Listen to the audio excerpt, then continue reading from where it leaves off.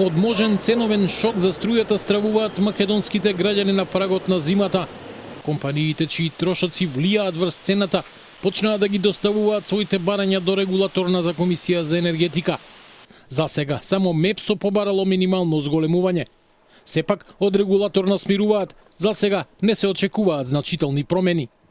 МЕПСО побара некое минимално зголемување од 0,67% за пренос на електрична енергија.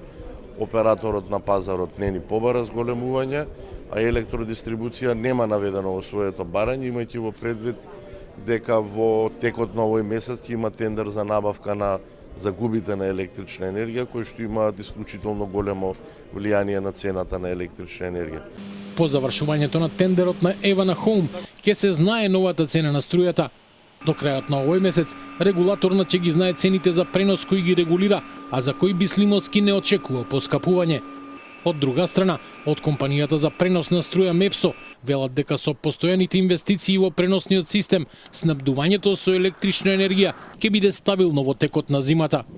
Не само во сегашноста, туку и во перспектива ги планираме надградбата и инвестирањето во преносната мрежа, се со цел да овозможиме непрекинато снабдување на граѓаните со електрична енергија. Инсталираниот капацитет од обновливи извори на енергија е повеќе од половина од целокупниот капацитет во земјава, а 40% од произведената струја во земјава е од незагадувачки капацитети.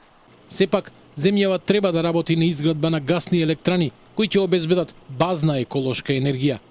Идејата на планирањето е се повеќе да се употребува енергија произведена од тој капацитет, а помалку од изворите кои што не се обновливи, посебно оние кои што произведуваат емисии CO2 NOx и прават дополнително загадување со честички. На денешната конференција на Сдруженијето за обновливи извори на енергија МАРЕС се дискутираше за состојбите на пазарот, новите политики, инвестициите, обновливите извори и конкретните чекори за поефикасен и стабилен енергетски систем во земјава и регионот.